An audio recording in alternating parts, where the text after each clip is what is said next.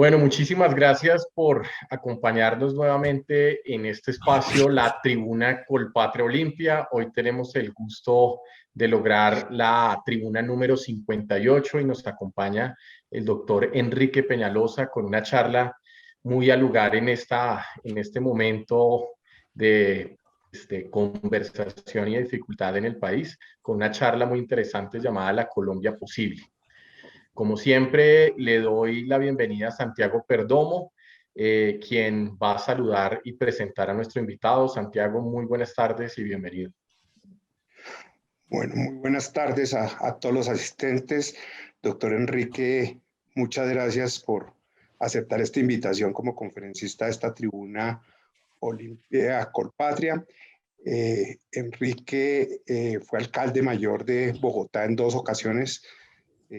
Creo que todos lo conocemos y lo admiramos. Estudió artes liberales en la Universidad de Duke, donde obtuvo un BA en Economía e Historia y realizó un diplomado de estudios avanzados en Administración Pública en la IIAP y en el DES en la Universidad de París II. Se desempeñó como investigador de ANIF, profesor y decano de la Universidad Externado de Colombia.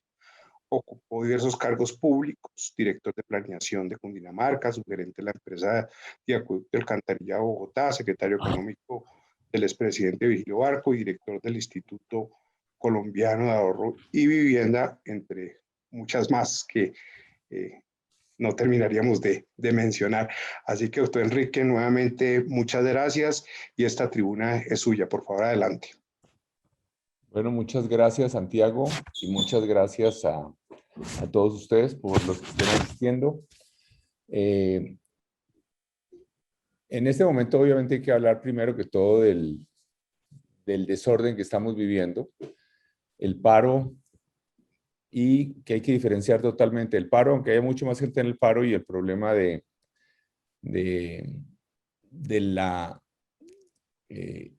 vandalismo y los bloqueos, que son 2 cosas totalmente distintas. Realmente al presidente Duque le tocó algo que no le había tocado a nadie en la historia. Muy difícil. Primero, los jóvenes llevan 1 año y medio sin clases presenciales, sin rumba, sin deporte. Siempre los jóvenes han tenido tasas de desempleo altas, más altas que el resto de la sociedad, pero en este momento están altísimas. Le tocó al presidente Duque además 1.800.000 inmigrantes pobres. 1.800.000 es gigantesco, sería como la 4ª ciudad más grande de Colombia. Y además un gobierno en Venezuela enemigo activo, aliado con guerrillas, narcotraficantes.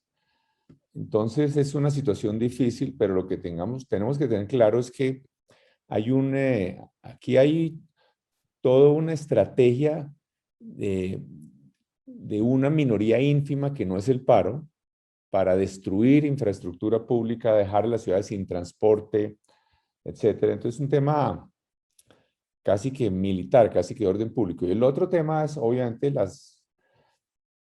la inmensa mayoría que reclama unas mejores condiciones de vida, más empleo, oportunidades para los jóvenes, más, en fin, todo lo que es justo que reclamen. Entonces aquí yo quisiera decir algo. El país no se va a acabar. Debemos a veces en el medio de la crisis, del drama, y es trágico lo que está pasando, porque cada día de desorden y de violencia hace que muchos inversionistas se vayan, que se agrave el problema de desempleo no ahora, sino hacia el futuro también. Pero el país no se va a acabar. Hay países que han pasado guerras, que han pasado cosas mucho más graves. Nosotros tenemos un país de gente trabajadora que va a salir adelante y, como voy a mencionarlo, que tiene muchas fortalezas. Yo, más aún, lo que quiero proponerles es que Colombia puede convertirse en un país desarrollado. Muy pronto, estamos mucho más cerca de convertirnos en un país con el desarrollo de España o de Portugal de lo que imaginamos, si hacemos lo que toca hacer. Hoy, un joven que tenga 18 años puede aspirar a que nuestro país, cuando él tenga 51 años, que ahora le puede parecer mucho, muy viejo, pero que cuando tenga 51 años va a ser un país tan rico como España, sin que tengamos que tener un crecimiento gigante, así exagerado, ¿no? Ni como China, ni nada por el estilo, un crecimiento alto, pero alcanzable. Esto es posible y es lo que yo quiero proponer. Si nos dedicamos a eso, si nos dedicamos a eso. Hoy tenemos condiciones que hace 30 o 40 años no teníamos. Hace 30 o 40 años no se podía haber dicho que podíamos alcanzar el nivel de España en 30 años, cosa por el estilo. Porque teníamos unos problemas gigantescos, teníamos unas tasas de crecimiento poblacional gigantescas, una desnutrición terrible, no teníamos infraestructura, no teníamos carreteras, no teníamos puertos, no teníamos aeropuertos. Por ejemplo, yo quiero contarles solamente hacia el 95, hace nada, uno iba a cualquier barrio popular y por todas partes había filas de 1 cuadra, de 2 cuadras, de señoras con unos galones grandísimos que compraban cocinol. Aquí los ciudadanos cocinaban con algo que llamamos cocinol, que era una gasolina de bajo octanaje.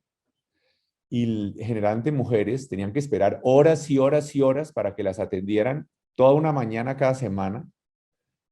Y estas estufas de cocinol se estallaban, desfiguraban a muchísimos niños.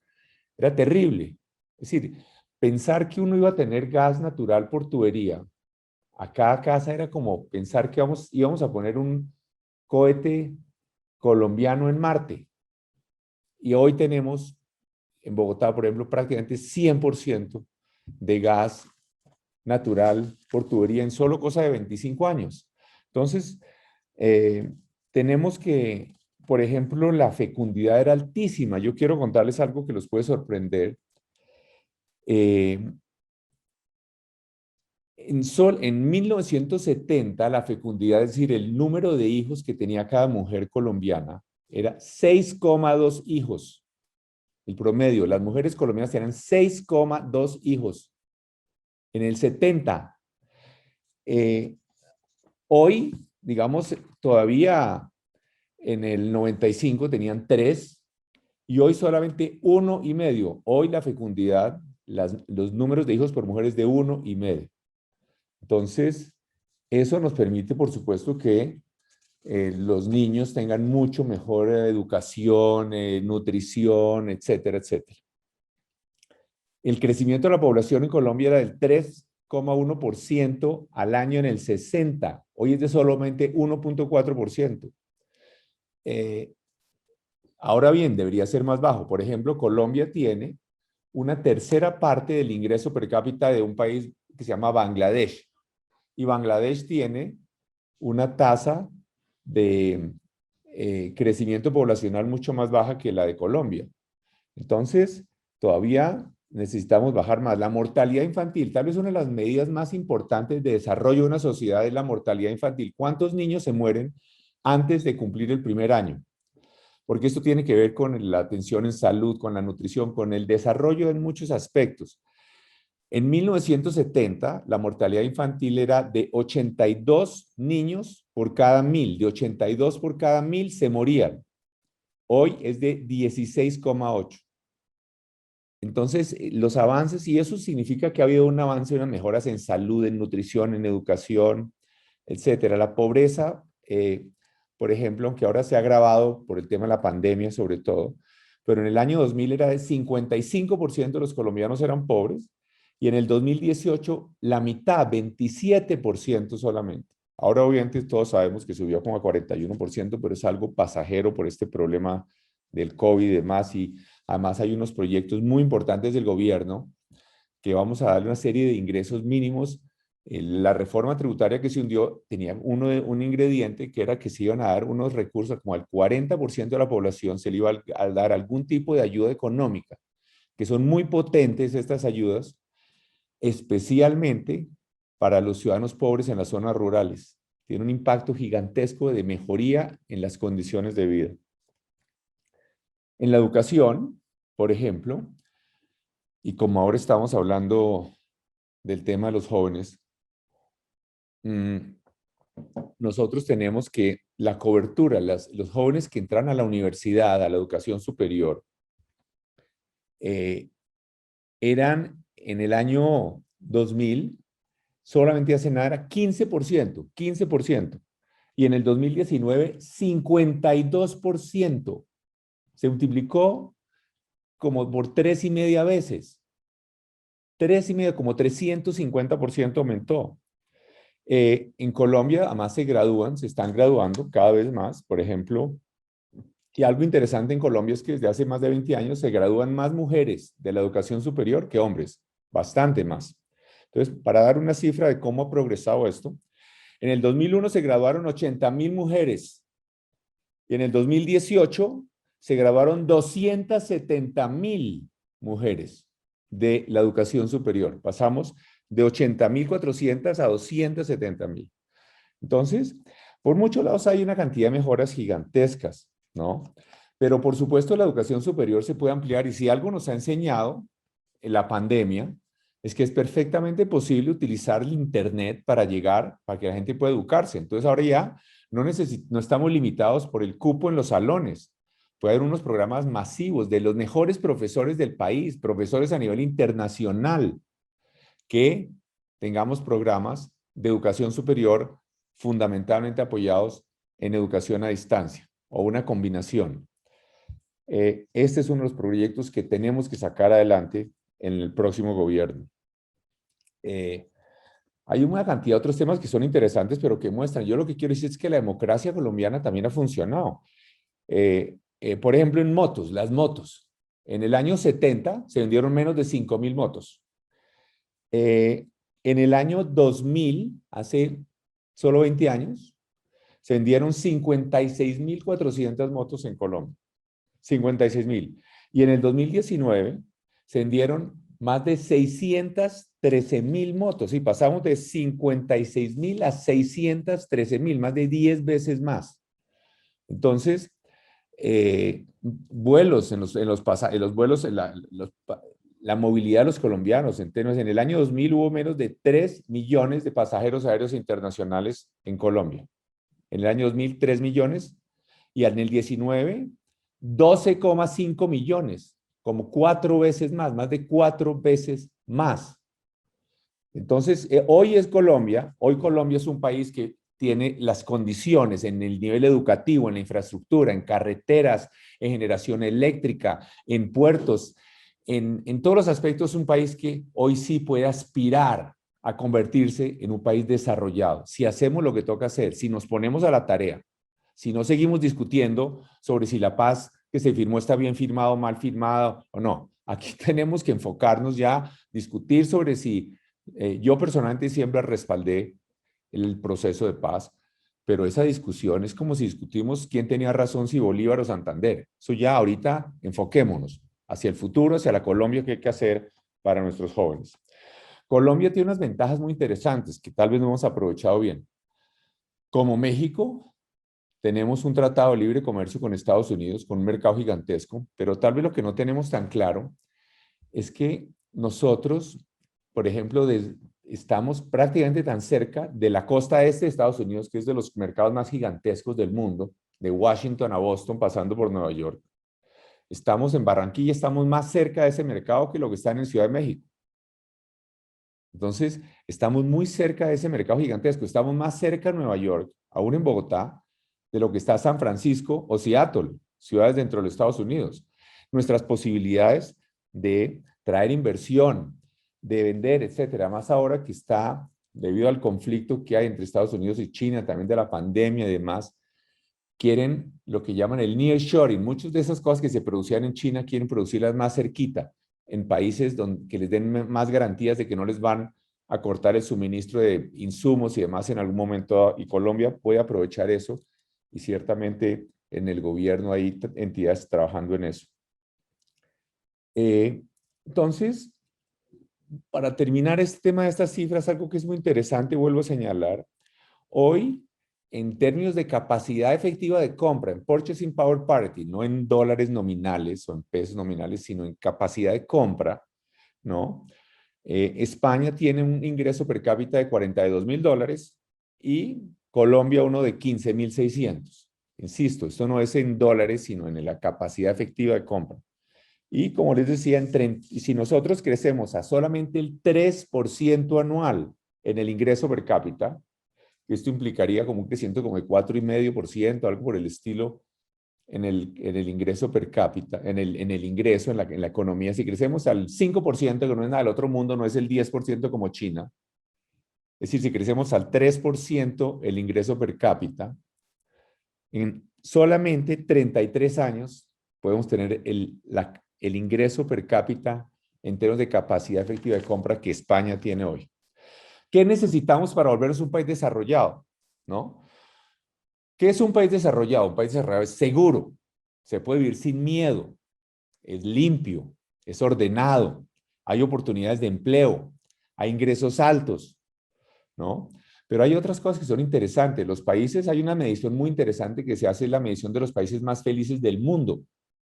Y los países más felices del mundo, contrario a lo que podamos pensar, no son los más rumberos, incluso no son los que tienen mejor clima. Los países más felices del mundo están hacia el norte, son Finlandia, Islandia, Dinamarca, Holanda, países donde, por ejemplo, se cumplen las normas. Hay mucha confianza en los demás. En América Latina se encontró que era la región del mundo donde había menos confianza en que un vecino devolvería una billetera que se encuentre tirada.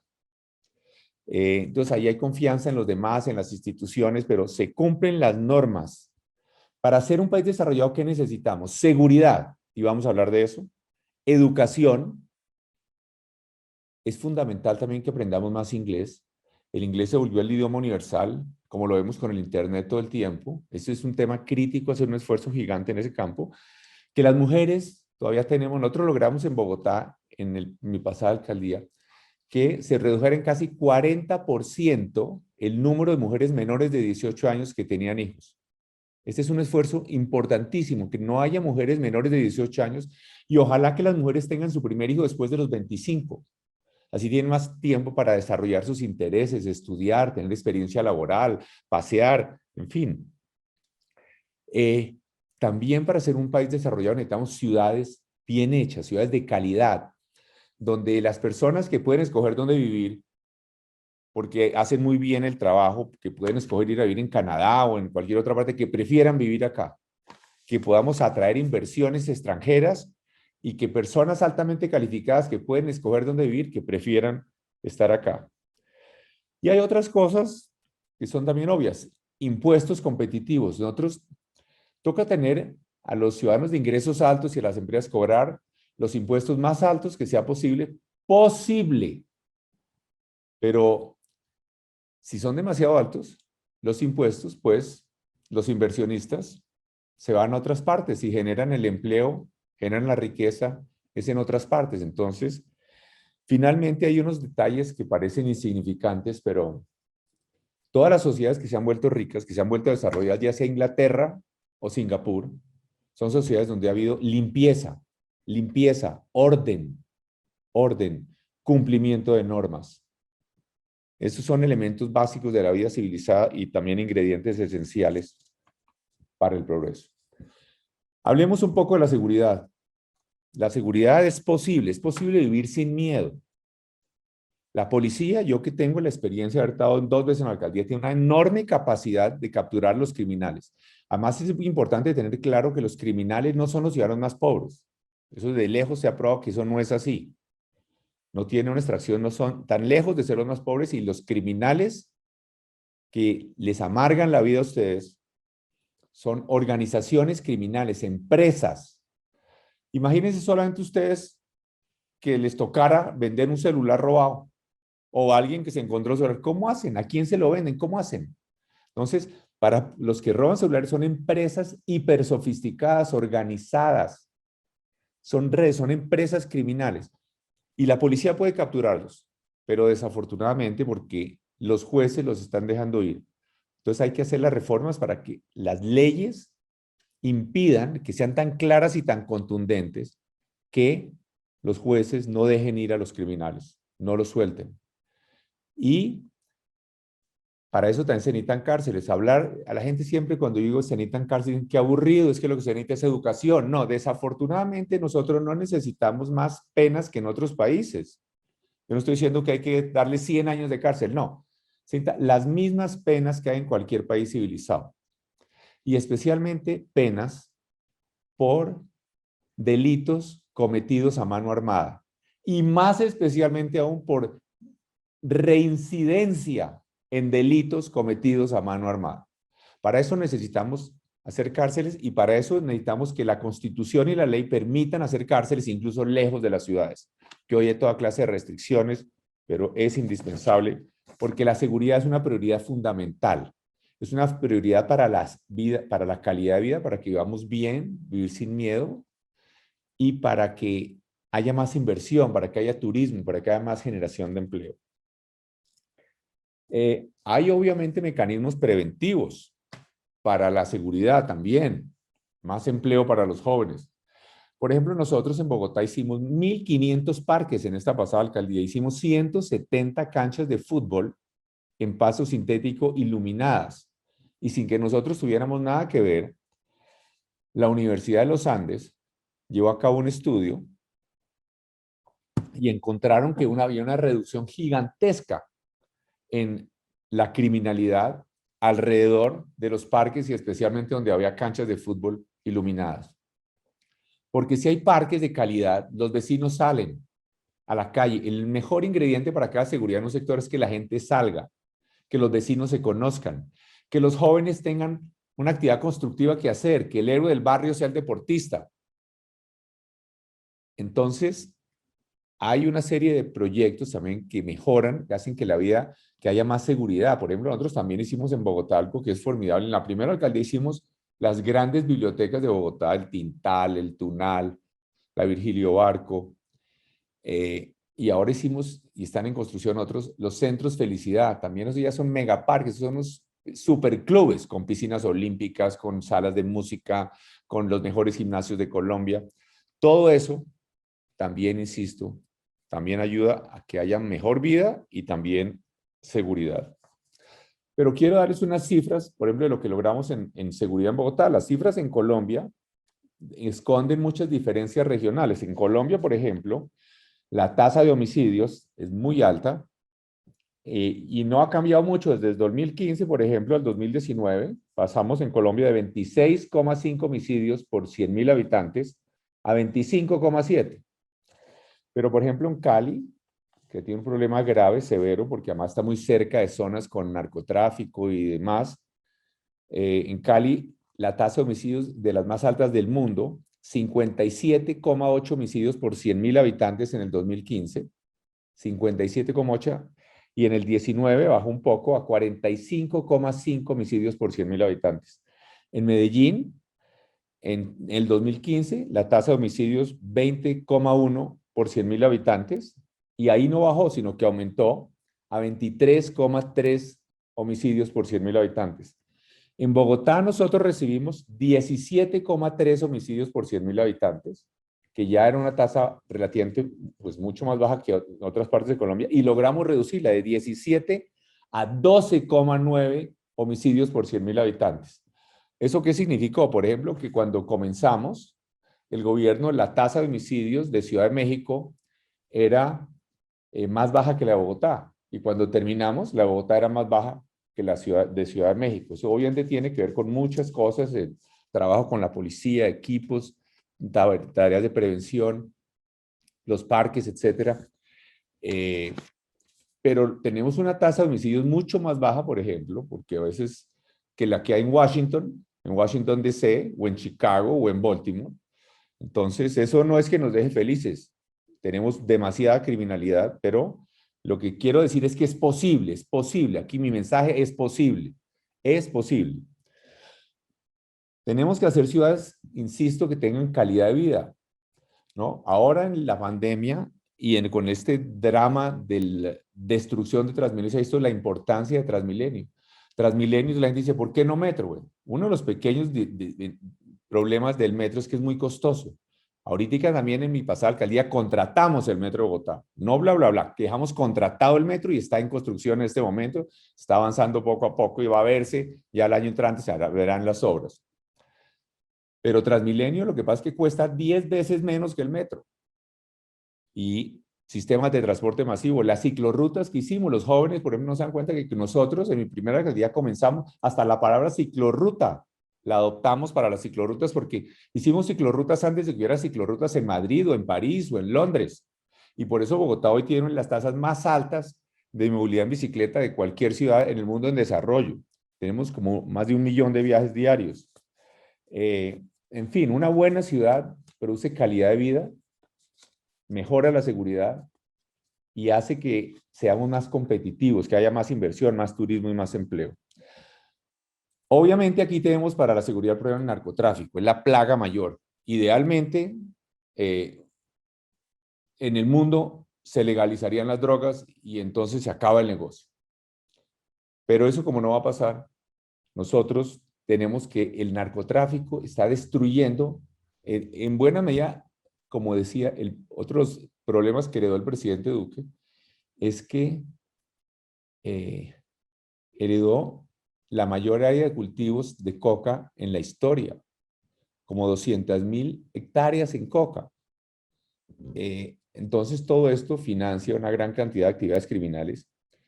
Creo que lo que se está haciendo, lo que se acordó en el proceso de paz, lo que se está haciendo con los PET y demás, es un programa de inversiones como de 9 billones de pesos tan solo en este gobierno. Hay que continuar en las regiones marginadas del país, en las regiones más pobres. Pero algo que es muy interesante, por ejemplo, es que para los campesinos el negocio de la coca no es especialmente mejor que otros.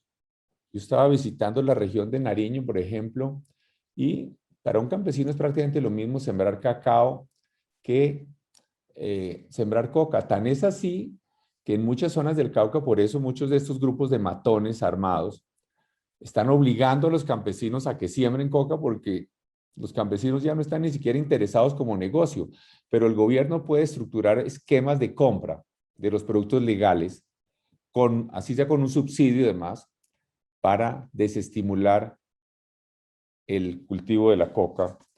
Es crucial. Y es posible. Quiero terminar señalando que aquí se dice ahora en esto que se está proponiendo, las reformas radicales del sistema, hay que tener mucho cuidado. Venezuela, los jóvenes hoy no son conscientes, pero en Venezuela llegó a haber más de 2 millones de colombianos viviendo en Venezuela, porque Venezuela era un país mucho más rico que Colombia. Había tenido millones de inmigrantes europeos y extranjeros muy educados, tenía petróleo, tenía producción de acero, de aluminio.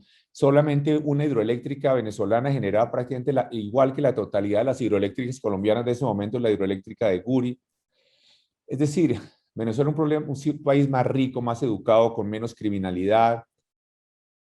Y hoy tenemos más de 5 millones de venezolanos han tenido que salir. Entonces, ¿por qué? Porque ha habido un mal gobierno. Entonces, un mal gobierno. Tenemos, como les decía, solo en Colombia 1.800.000 migrantes, que además yo estoy convencido que hacia el futuro es una gran riqueza tener esos migrantes. Más allá de los que uno ve alguna minoría ínfima cometiendo delitos o simplemente instalados aparentemente sin esfuerzo, pidiendo una limosna, la inmensa mayoría son gente trabajadora, pila, y además es extraordinariamente importante que fortalezcamos nuestra relación de amistad con Venezuela hacia el futuro, porque el gobierno de Venezuela no va a durar para siempre. Y en cambio nuestra Venezuela vecina, de hermanos venezolanos, van a estar ahí siempre, y ninguna inversión mejor para Colombia que tener una extraordinaria relación con Venezuela. Pero lo que sí es importante es que es importante tener claro que hay otros sistemas que ya se ensayaron. El comunismo se ensayó. Cuando decía que es que buscando una mayor igualdad y que había unos empresarios que ganaban dinero y demás, entonces hay muchos países que se volvieron comunistas. Rusia, China, Alemania Oriental, muchos más. y eso fracasó. ¿Por qué cambiaron? ¿Por qué cambiaron? ¿Por qué? Porque eso fracasó por completo.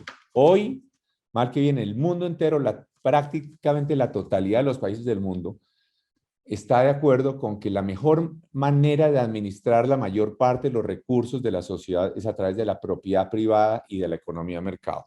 Es el sistema menos malo. Tiene problemas porque genera una desigualdad de ingreso. Para que funcione la economía de mercado se necesita que unas personas ganan más por su trabajo, algunas empresas tienen éxito, otras fracasan, pero vale la pena tener claro lo siguiente.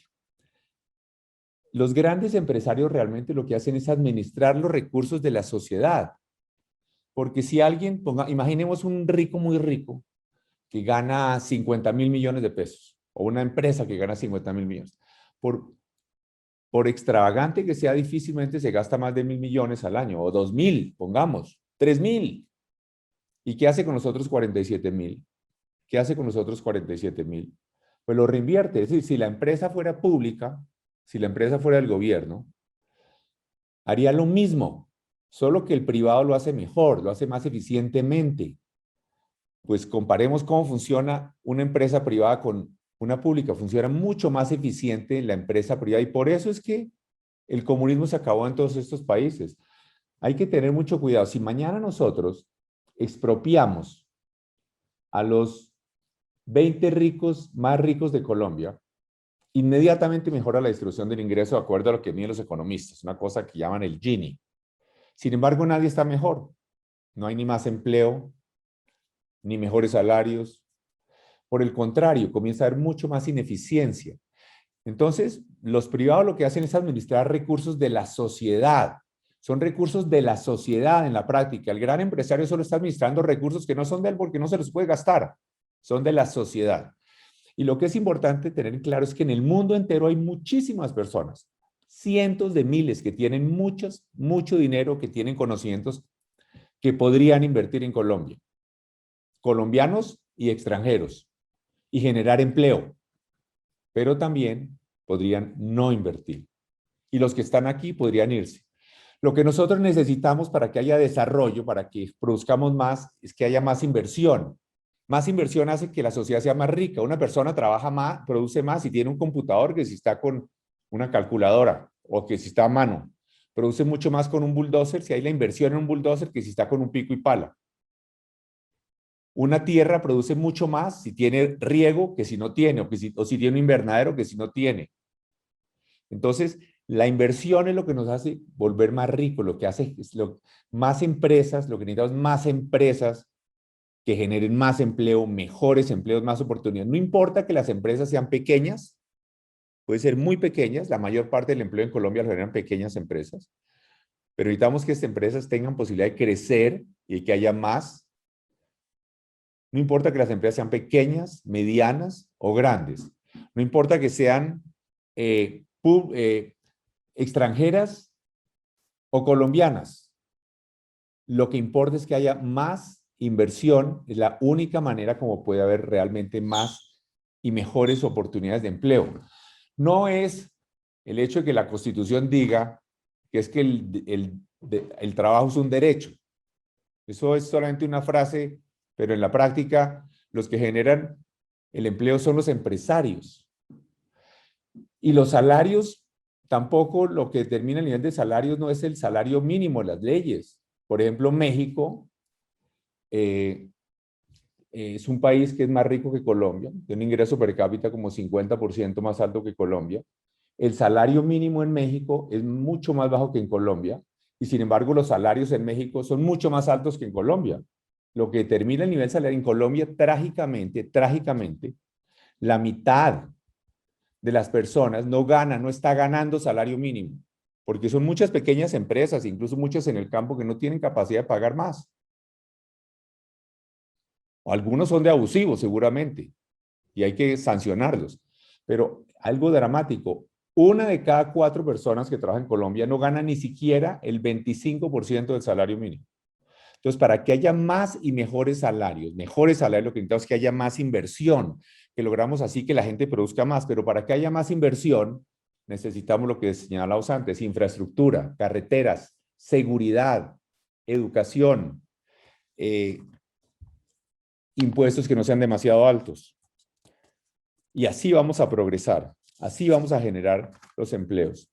Hay obviamente muchas tareas que tenemos que sacar adelante. Tenemos que atender, como señalaba al comienzo, a los ciudadanos más pobres. Especialmente hay 3 grupos de ciudadanos que creo que es crítico atender. A las personas con discapacidad yo me encuentro en los barrios tantos casos dramáticos de una mamá de 70 años todavía cuidando a un niño especial de 50, que no tiene ninguna capacidad de defenderse por sí mismo. Nosotros necesitamos atender mucho mejor a las personas que tienen problemas serios de discapacidad. Necesitamos atender a los niños. Los niños en los primeros 4 años de vida son los más críticos en la formación de un ser humano. Y hoy, digamos, el Estado colombiano hace transferencias de recursos automáticas para la educación, para los niños de 5 años o más, pero no para los niños de menos de 5 años. Y es más costoso atender a los niños de menos de 5 años que a los de más de 5 años. Cuesta casi el doble, porque a un bebé que esté en una guardería, pues hay que cambiarle los pañales, toca dormirlo, tiene que tener mucho más atención. No es como una clase que la puede dictar un profesor a 25 personas. Y el otro grupo poblacional que es crítico, al cual tenemos que atender mejor, es a nuestros viejos, a las personas mayores, que está creciendo muchísimo. Por ejemplo, en el año 2000, el 6,9% de la población era mayor de 60 años. El 6,9% de todos los colombianos en el 2000. Ya en el 2025, casi el 14% de la población va a ser mayor de 60 años. Y hoy tenemos demasiados abuelos colombianos que están en la miseria. Eso también es fundamental.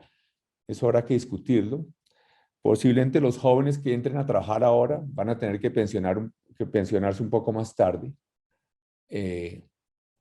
Pero nosotros tenemos que garantizar de una u otra manera recursos para nuestros viejos. Posiblemente hoy las mujeres se pensionan a los 57 años en Colombia y los hombres a los 62. Posiblemente va a ser necesario aumentar algo no para los que ya están trabajando, para los nuevos que entren, pero es fundamental garantizar unos ingresos dignos para nuestros viejos. Finalmente quiero tocar el tema de las ciudades. El gobierno colombiano ha olvidado el tema de la ciudad. Realmente ha dado toda clase de proyectos y de programas para dar subsidios de vivienda y han sido muy exitosos. Y hay mucho más colombianos que tienen acceso a la vivienda ahora. Enrique, usted me dijo que le avisara a los 40. Él le avisó. Ya son 40. Yo le había dicho que a los 30, porque a los 40 es que tenía que terminar. Pero bueno, entonces termino en 2 minutos.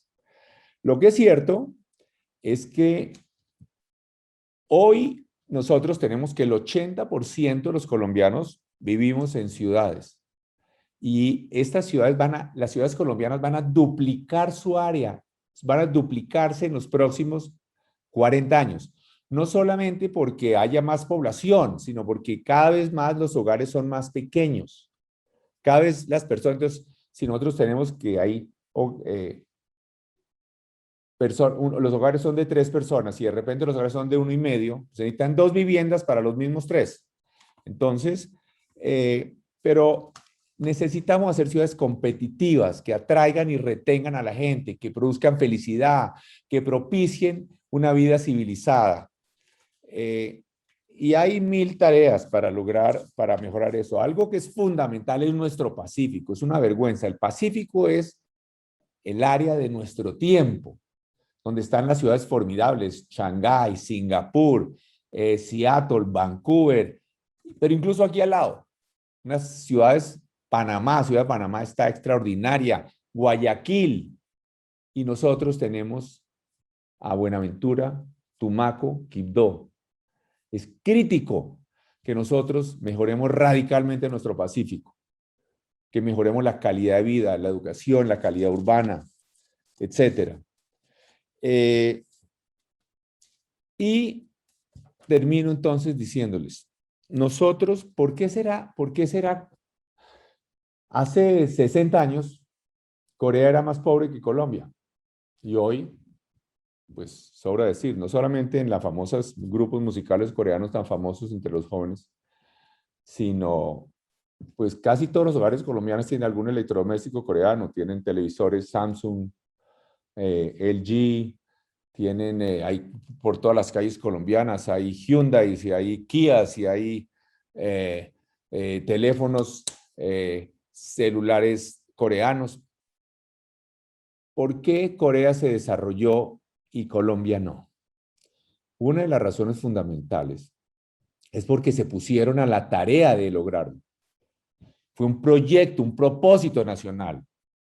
Y obviamente, para lograr estas cosas como las que ya mencionamos, con seguridad, con orden, con cumplimiento de normas, este es un propósito nacional, lo que nosotros estamos mucho más cerca. Hoy podemos hacer lo que no podíamos hacer hace 40 años. Podemos despegar.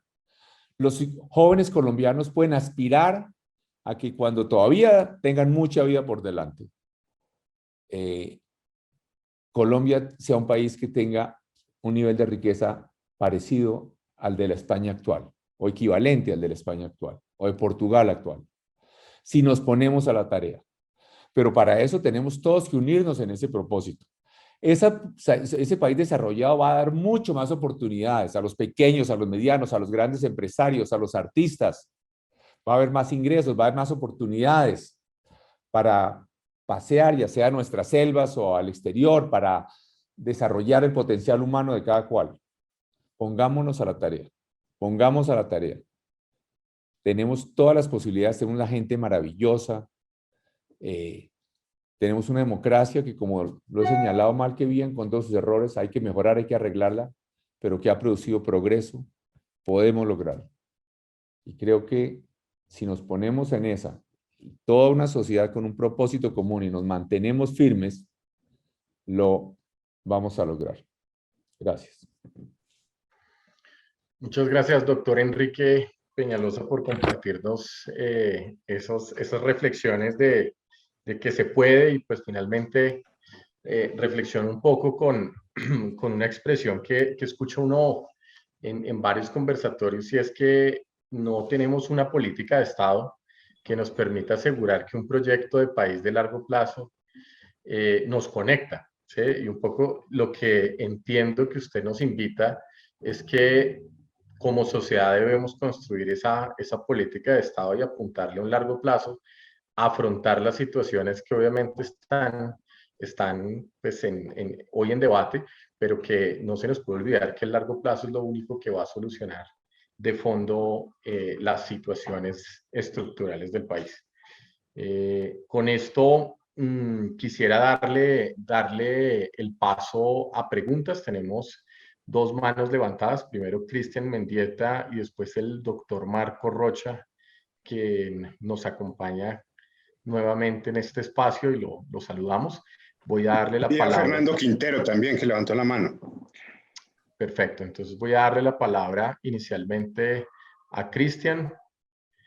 Cristian Mendieta, buenas tardes. Adelante.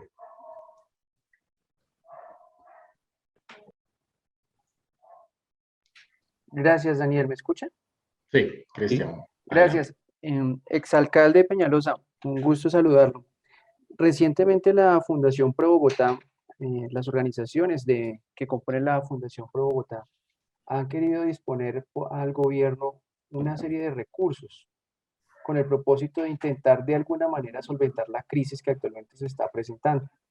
¿Cómo usted considera que esos recursos respecto a los cuales ya prontamente va a poder disponer el gobierno nacional deberían emplearse? ¿Cuál sería la manera más eficaz de destinar esos recursos para mitigar de manera satisfactoria parte de la crisis que actualmente se vive? Bueno, ojalá que sí se consigan los recursos. Algo que nosotros tenemos que tener claro es que el gobierno solamente puede gastar lo que le entre, y lo que le entre son los impuestos. los impuestos. Entonces, por eso es que si hay más inversión privada, pues hay más impuestos que recibe el gobierno de las empresas y de las personas que trabajan en esas empresas. Creo que hay varias cosas, ¿no? Yo personalmente creo que en este momento sí es necesario unos esquemas de transferencia de dinero a los colombianos más pobres, que además son muy efectivos reduciendo los niveles de pobreza. Eso ya está bastante estudiado y como señalaba, el proyecto estaba enfocado a transferirle recursos a algo como el 40% de la población. También será necesario, por ejemplo, todos los sistemas de transporte masivo de las ciudades colombianas están con unas crisis complicadas, en fin. Pero en lo fundamental también tenemos que tener claro que hay que invertir en infraestructura para progresar. Por eso es complicado cuando a veces uno ve que los políticos son un poco irresponsables. Yo veía, por ejemplo, hoy en el periódico que el Congreso, en contra de lo que quiere el gobierno, va a reducir el costo del SOAT. Entonces, ¿de dónde van a salir los recursos a los cuales se está canalizando eso? Es bueno recordar que aquí casi todos los impuestos nuevos que se van a generar se le cobran básicamente al 1% de la población. Nuestra democracia funciona, transfiere recursos, y no solo a nivel del gobierno nacional, sino a nivel local. Por ejemplo, en Bogotá hay una redistribución gigantesca de recursos de los estratos más altos a los sectores más populares, y los estratos más altos prácticamente no usan los servicios de la ciudad, ni educación, ni jardines infantiles, ni salud pública. Entonces, la democracia funciona. Entonces, en este momento, para atender exactamente la pregunta, insisto, creo que aquí, en este momento, por emergencia, sí es fundamental mecanismos de transferencia de recursos a los colombianos más pobres, casi que en dinero, algunos con esquemas más sofisticados de transferencias condicionadas, como los que ha habido ya en el pasado, pero algo de ese estilo es fundamental. Muchas gracias, doctor Enrique. Voy a darle la palabra en este momento al doctor Marco Rocha. Doctor Rocha, bienvenido nuevamente y un gusto tenerlo acá. Y adelante con su pregunta. Gracias, doctor Enrique. Muy buenas noches. Doctor Marco Fidel, buenas noches. Doctor, usted nos ha dejado a la ciudad unas herencias muy bonitas. Por ejemplo, el Transmilenio es una verdadera revolución en la movilidad, en la calidad de vida de la gente y en la atención a la familia, que gastaba 2 y 3 horas más para llegar a su hogar a atender sus deberes de padre o de madre. Luego coge usted y nos mete con su ejemplo que la bicicleta es un excelente medio y construye kilómetros, a veces incomodando a mucha gente, pero finalmente, y especialmente en estos días, vemos que ese vehículo es verdaderamente el vehículo del futuro, que no entorpece los procesos. Hizo revolución con las bibliotecas en los sitios donde los jóvenes no tenían ninguna posibilidad de poder hacer sus tareas. Y en esas bibliotecas, además de libros, hay actividades culturales y demás. Todo esto, además del tema de los volardos para llegar a una disciplina de parqueo y demás. Todo esto ha sido una herencia muy linda para la ciudad que no se le ha reconocido a usted. Todo esto es producto de las políticas mal trazadas de los medios de comunicación, que ellos nos están perjudicando a toda la sociedad, favoreciendo ciertos movimientos que atentan contra la vida y la honra de todos los colombianos. Además de la falta de honestidad y de transparencia de los políticos. ¿Usted cree que nuestra sociedad merece una casta política que no vea sino la envidia y el odio y nunca reconozca las buenas acciones, doctor? Muy querido doctor Marco Fidel, a mí me parece que tenemos que ser muy cuidadosos porque vuelvo a insistir, nuestra democracia puede que tenga fallas, pero nuestra democracia ha permitido que haya progreso y además aunque hay problemas obviamente de corrupción, la inmensa mayoría de los altos funcionarios son gente correcta, honesta, la inmensa mayoría de los alcaldes. Yo creo que los últimos 1000 ministros que ha habido, es decir, yo no conozco casos de ministros que han sido corruptos, en fin, son gente estudiosa, trabajadora. Entonces, nuestra democracia es mucho mejor de la que muchos jóvenes creen, la verdad, creo que... usted lo que ya que usted me tocó ese tema, por ejemplo, imagine, Bogotá también tiene un problemita especial. Yo no sé por qué, si el Transmilenio lo hubieran inventado en Medellín y no en Bogotá, pues no le cabría en el pecho, cómo se les hincharía el pecho del orgullo a los paisas hablando del Transmilenio, porque finalmente se ha copiado no en las ciudades colombianas, hay más de 300 ciudades en el mundo que copiaron el Transmilenio, pues fue inventado el sistema básico en Curitiba por un alcalde maravilloso que murió hace 3 días, Jaime Lerner, pero lo que hicimos, los ajustes que hicimos aquí lo transformaron por completo y triplicaron su capacidad, velocidad, etcétera. Y es un sistema que en buena medida mueve más pasajeros por kilómetro que casi todos los metros del mundo, a una fracción del costo. Es que lo que cuesta el tiquete, lo que cuesta el pasajero en un metro como los de Europa o Estados Unidos, es como $7 por pasajero, ¿no? Sí, como 25,000 pesos por pasajero cuesta, no necesariamente el tiquete cuesta eso, pero el tiquete. Entonces, hicimos muchas otras cosas. Nosotros acá, por ejemplo, en mis 2 alcaldías, hicimos 88 colegios, más algo con algo maravilloso, con el esquema de los colegios en concesión que han mejorado radicalmente la calidad de la educación. Entonces creo que se han hecho muchas cosas positivas. Ahora los centros Felicidad, algún día ojalá tenemos que ir a visitar eso, doctor Marco Fidel. Pero sí creo que ahora con las redes hay muchas mentiras y muchas calumnias y las personas se las creen. Por ejemplo, aquí, cuando usted menciona los volardos, nosotros en mi primera alcaldía instalamos volardos para que los carros, aquí no había una sola acera buena en Bogotá en ese momento. No había. Todas eran, o no había acera o los carros estacionaban encima. Era necesario comenzar a hacer respetar al ser humano. Y entonces, como había una serie de negocios, como todavía hay muchos, montados sobre la base de que es que los carros estacionan en la acera, entonces, como no podían decir que es que querían estacionarse en la acera, porque era aberrante, entonces algunos inventaron la calumnia que era que mis hermanos o mi mamá tenían negocio de volardos o algo.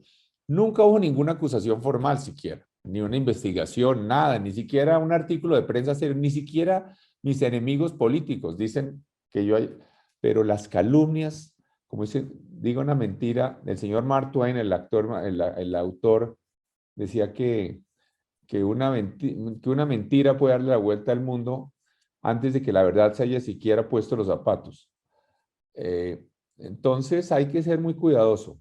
Yo creo que es importante el tema de la verdad. El tema, nosotros vimos cómo, incluso cuando la mentira la utiliza el Estado, ¿no? Hay toda clase de investigaciones y demás sobre cuántas mentiras llegó a decir el señor Trump. Entonces, yo sí creo que es una invitación a que tratemos de ser muy cuidadosos y a tomar decisiones racionales más que emocionales. Y miremos cosas obvias, ¿no? Si, por ejemplo, si fuera tan maravilloso el sistema en Venezuela, ¿por qué se fueron 5 millones de personas? Si el gobierno es bueno, ¿no? Entonces, más que un tema... Y ahora bien, tratemos de identificar de verdad dónde es que están los problemas de corrupción y de ineficiencia y demás, en el Estado y corregir esos de manera puntual y efectiva.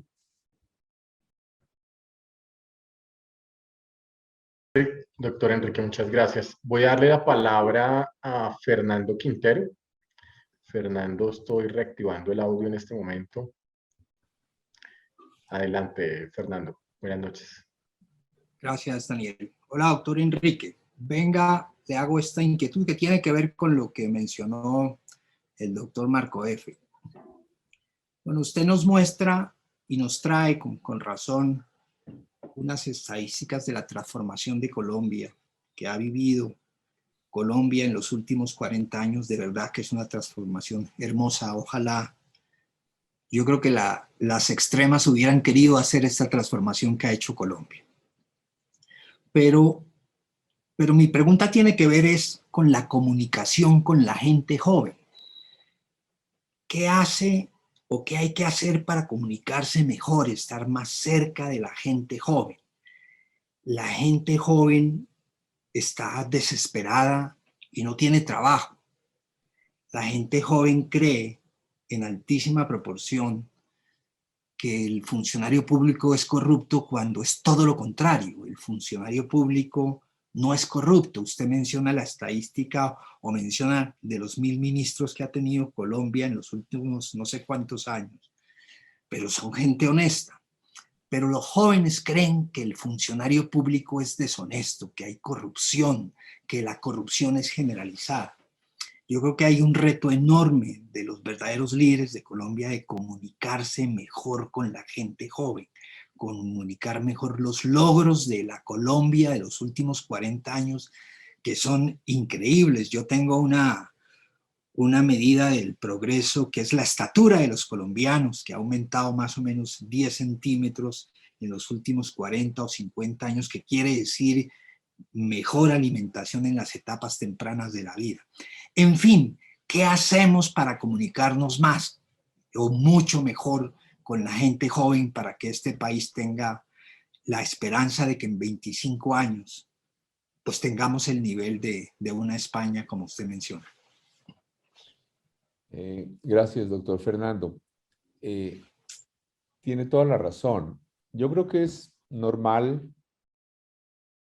es incluso bueno que los jóvenes estén insatisfechos, rebeldes, que cuestionen el sistema, que quieran cosas distintas y mejores, que sean radicales, apasionados, a veces equivocados posiblemente, pero que sean íntegros. Todo eso me parece bien y obviamente se les va la mano a veces, pero yo creo que tenemos que aprender a comunicarnos mejor con ellos. Todos los jóvenes han sido rebeldes, pues los de la Revolución de París del 68, los hippies de los 60, pues hoy son abuelitos cuando no han muerto ya, o bisabuelos. En todo caso, ellos, los jóvenes de hoy, tienen unas cosas que nunca tuvimos, unas posibilidades de comunicarse y de transmitir ideas asombrosas, que es las redes sociales, el internet, las cosas. Es impresionante lo que pueden hacer para hacer una democracia más efectiva, compartir ideas, pero hay que ser cuidadosos porque esas redes también transmiten mentiras. Entonces, lo cierto es que el progreso de verdad solo proviene de la verdad, de las cosas que son ciertas.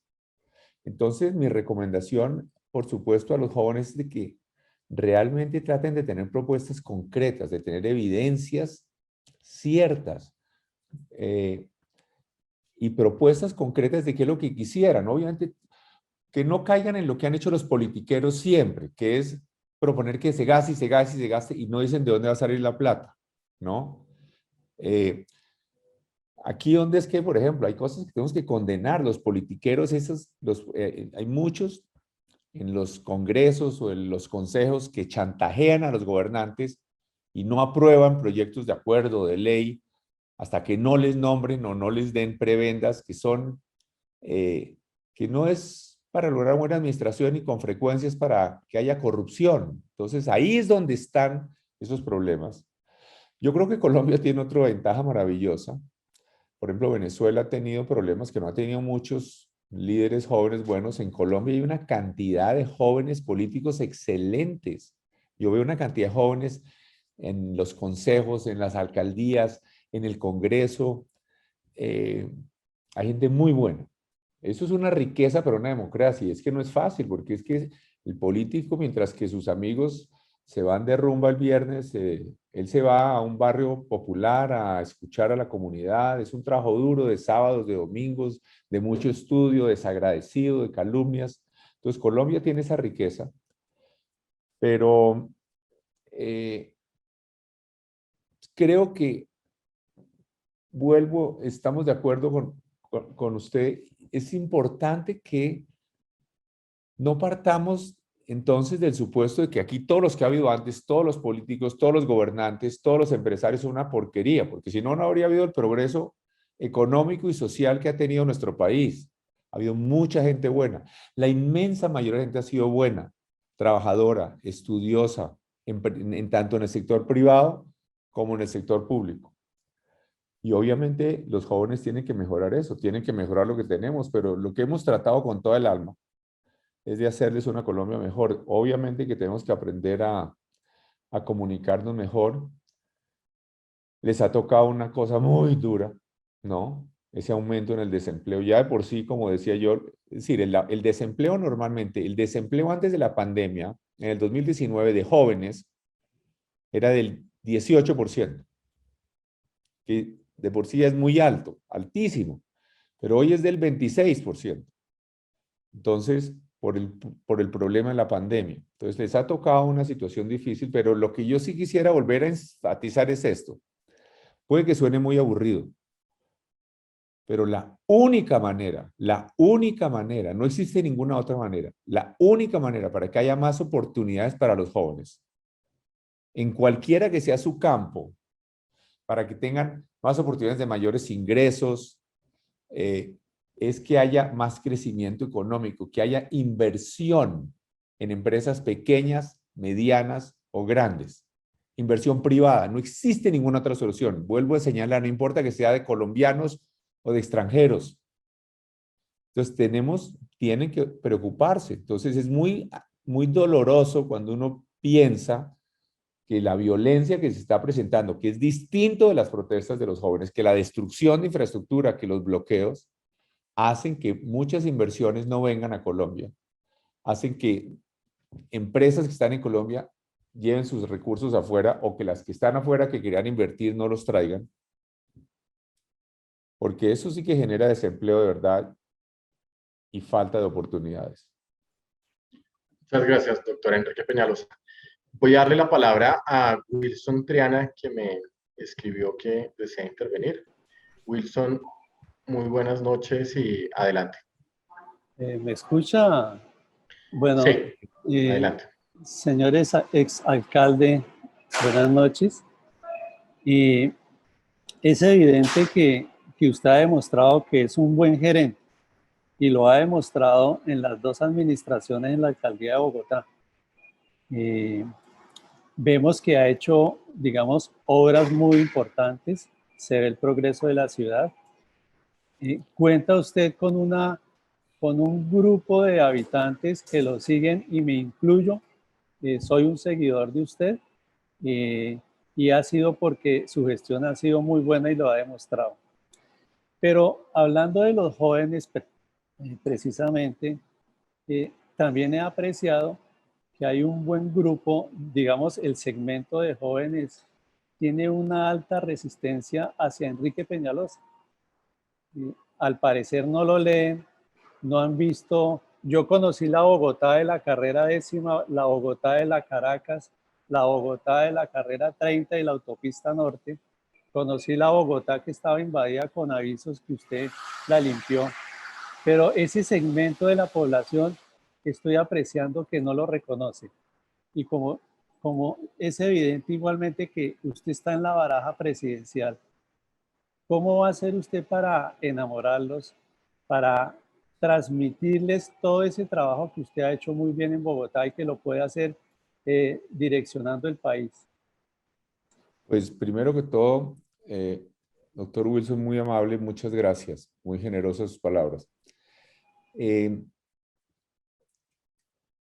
Yo creo que ojalá que logre uno comunicar, presente todas estas nuevas redes y mecanismos y sitios web nuevos, uno tal vez puede explicar mejor lo que hizo. Por ejemplo, creo que los jóvenes, por ejemplo, no tienen claro qué es lo que yo hice o por qué lo hice. Y lo que más me ha movido a mí, hoy les he hablado sobre todo del desarrollo económico, de la inversión privada, pero sin embargo lo que me ha movido a mí sobre todo es la igualdad, la construcción de igualdad.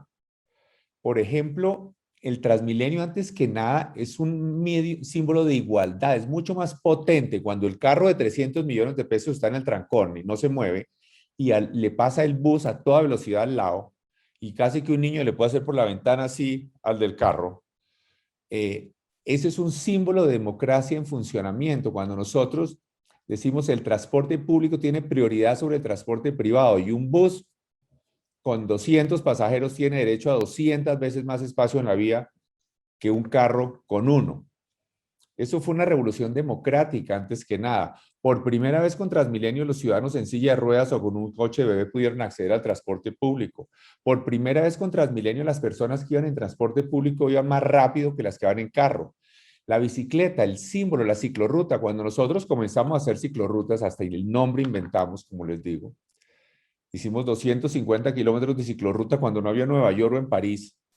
Vinieron aquí la directora de Transporte de Nueva York y la directora de Planeación a ver cómo era lo de las ciclorrutas en Bogotá. Pero antes que nada era un símbolo de igualdad. Lo que mostraba era que aquí cuando comenzamos a hacer ciclorrutas nadie se movilizaba en bicicleta, nadie. El 0,1% de la población, ellos el 10%. La ciclorruta lo que mostraba es que un ciudadano, una bicicleta de 100.000 pesos, es igual de importante a uno que va en un carro de 100 millones de pesos. Construye igualdad.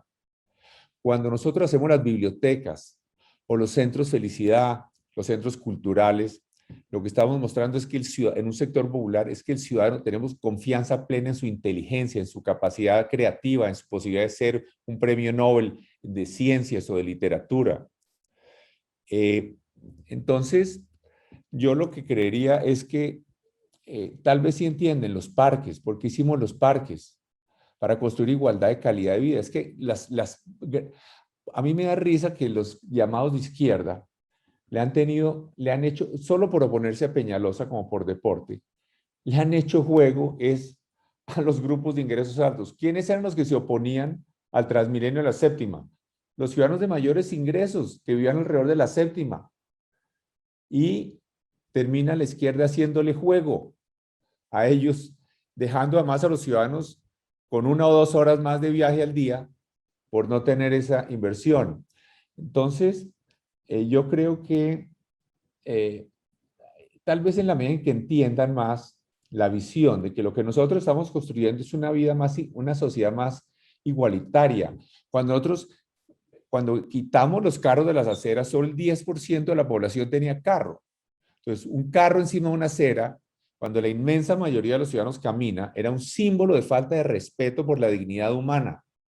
Y una acera, un espacio peatonal de calidad, realmente lo que muestra es respeto por el ser humano.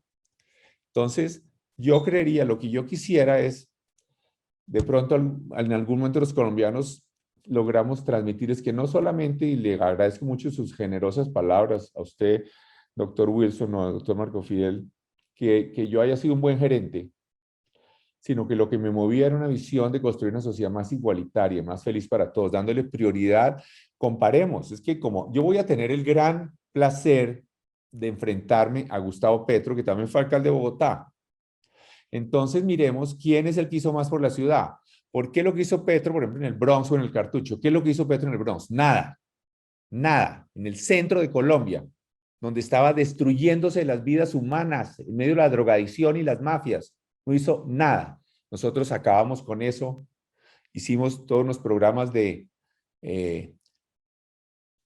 rehabilitación humana maravillosos. Entonces, comparemos quién hizo más en los sectores populares, en mejoramiento de barrios, en colegios. ¿Quién hizo más? En pavimentos. En hospitales, dejamos 3 megahospitales contratados en Bosa, en Usme, en el San Juan de Dios. ¿Qué? Comparemos por los sectores populares. ¿Quién hizo más por los sectores populares? En parques, en legalizaciones, en mejoramientos.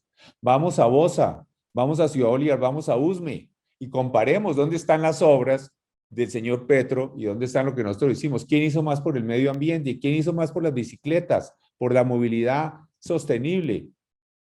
Es decir, nosotros teníamos, cuando llegamos, el señor Petro tenía unos buses de Transmilenio que ya deben haber requete salido de circulación, ¿no? Que tenían más de 1 millón de kilómetros. Llegamos a tener buses con 1.400.000 kilómetros. Es decir, era como 3 veces un viaje de la Tierra a la Luna. Y no había hecho nada. Buses contaminantes. Y trajimos buses a gas, trajimos buses eléctricos. Entonces, yo creo que ojalá que las pasiones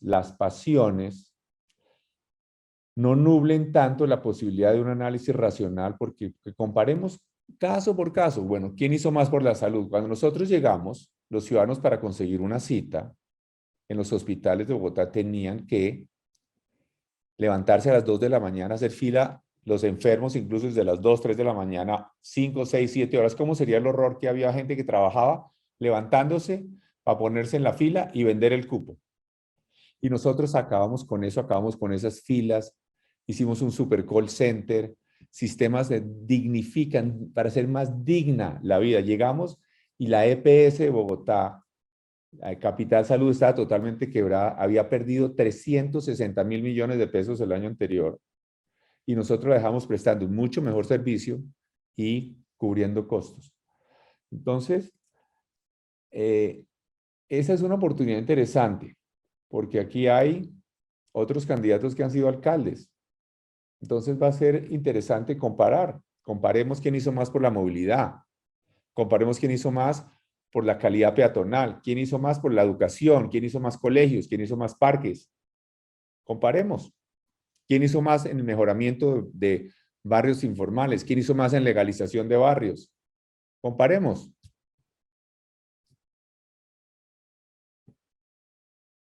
Muchas gracias. Voy a dar la última intervención a los asistentes. Luis Javier Parra, voy a reactivar el audio. Luis Javier, muy buenas noches y adelante. Daniel, muchas gracias. Doctor Peñalosa, como siempre, su experiencia y conocimiento se ve reflejado en la claridad de esa presentación.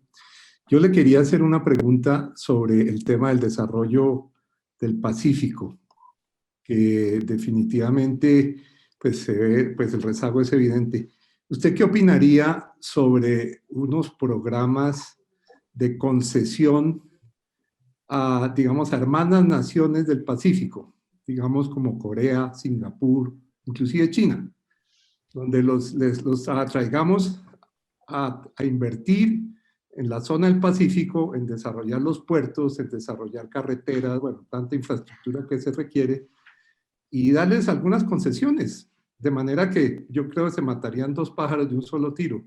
Por un lado, un desarrollo económico y por otro lado, una relación internacional de mejor, pues probablemente mejor calidad. Eso es una idea loca, pero quería su opinión. Sí, yo creo que este tema del Pacífico y lo que puede hacer China y demás puede ser muy interesante. Todo lo que podamos hacer para atraer inversión y generar esquemas especiales de zonas especiales con ventajas tributarias o lo que sea, pero también es fundamental mejorar la ciudad. Vuelvo a insistir. Guayaquil, por ejemplo. Guayaquil era una ciudad hace 40 años desastrosa, era casi que una Buenaventura. Y hoy es una ciudad espectacular. La realidad es que es una ciudad posiblemente mejor que la mayoría de las ciudades colombianas.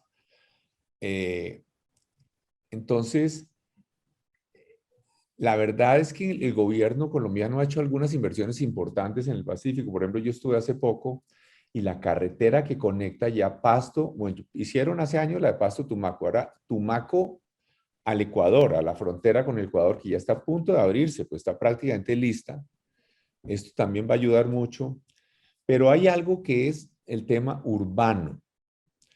Las ciudades propician comportamientos, propician una manera de vivir. Y el gobierno, por ejemplo, llega y hace una vía, la inversión que hace en Buenaventura es una vía para tractomulas. Entran como unos vikingos con garrotes a la ciudad y no les importa que haya niños que caminan, que haya ciudadanos. No, es cómo facilitamos que llegue la tractomula al puerto. Pero es una carretera que no tiene ni siquiera aceras, mucho menos ciclorrutas. Entonces yo creo que hay que hacer un esfuerzo gigante de mejoramiento de Quibdó, Buenaventura y Tumaco. Y en general el Pacífico, y tenemos que ver cómo logramos que haya proyectos productivos. Uno ve, por ejemplo, Costa Rica, que en buena medida es un país también muy pacífico, que tiene un turismo en el Pacífico, millones de personas. Costa Rica era un país que era más pobre que Colombia también, y tiene un ingreso per cápita casi el doble que el colombiano, Costa Rica, y en buena medida, por ejemplo, con turismo ambiental. Y Colombia podría tener una cantidad de turismo gigantesco. Colombia tiene una naturaleza espectacular, selvas, bosques, ríos, en los llanos. Si tuviéramos seguridad, y si aprendemos a apreciar y a cuidar eso, Costa Rica tiene ese turismo ambiental y eso ha llevado inversiones como esa, en negocios como esos, han llevado a que Costa Rica sea el doble de rico por habitante que Colombia. Entonces, yo sí creo que todo lo que se pueda, y es posible lo que usted menciona, tanto en el Pacífico como en el Atlántico, nosotros tenemos las posibilidades, estamos muy cerca de los Estados Unidos. Panamá ahora con la profundización del canal, la ampliación del canal, pues hay muchas posibilidades incluso que tenemos nosotros de aprovechar esa ventaja, de aprovechar la cercanía con los Estados Unidos, de aprovechar con lo que, como señalaba yo, el famoso nearshoring, ahora que los Estados Unidos quieren que no tener tanta dependencia de China ni de países muy lejanos, sino más bien de países más cercanos que produzcan sus insumos. Entonces, a mí me parece que todas esas son buenas ideas, pero para mí sí ha sido una obsesión el tema de las ciudades del Pacífico. Realmente es vergonzoso lo que nosotros tenemos hoy en nuestras ciudades del Pacífico y creo que hay que hacer algo radical para que tengamos un Pacífico atractivo, no solo para las inversiones, sino para el turismo. A mí me explicaban cuando estuve ahora en el Pacífico hace unos meses, que por ejemplo que hay muchos veleros y yates de ricos californianos y demás que van, por ejemplo, a las Galápagos, a las Islas Galápagos, y pasan frente a nuestra costa y sería maravilloso que se acercaran, pero obviamente les da pánico porque ahora lo que sale mucho de nuestras costas pacíficas es coca y hay toda clase de problemas de criminalidad. Bueno, doctor Enrique Peñalosa, creo que vamos a iniciar el proceso de cierre para darle la palabra a Santiago y tal vez de todas las preguntas que nos enviaron, destaco un comentario que hace Emilio Pisano, en donde dice que le nota un cambio de mayor madurez, reconocimiento a otros, calmado, concreto y muy enfocado. Así que creo que eso, de todos los mensajes que enviaron en el chat, resume un poco como la percepción que deja hoy en este espacio. Así que le doy el paso a Santiago para que iniciemos el cierre. Enrique, muchísimas gracias por esta conferencia, acompañándolo en esta jornada nueva que inicia de cara a las elecciones presidenciales. Necesitamos personas como usted, que ya es un ejemplo en el manejo de la ciudad de Bogotá, fue un ejemplo y dejó unas obras que todos apreciamos, o no todos, pues muchos los apreciamos y deberían ser apreciadas por muchos de quienes hoy están vandalizándolas. Entonces, decirle que lo acompañamos en eso, ojalá pueda llegar a buen puerto. y este país pueda llegar a esa transformación que necesitamos. Así que muchísimas gracias por estar en esta tribuna Colpatria Olimpia. A todos los asistentes, muchas gracias por asistir. Muchísimas gracias, doctor Santiago. Muchísimas gracias a todos. Y muchas gracias al doctor Emilio por sus comentarios. Muy amables y muy generosos con su tiempo. Gracias. Bueno, muchísimas gracias a todos. Los invitamos el próximo miércoles a la presentación y conferencia del doctor Eduardo Escayón Largacha, historiador, escritor y educador. Así que para todos, feliz noche y los esperamos la próxima semana.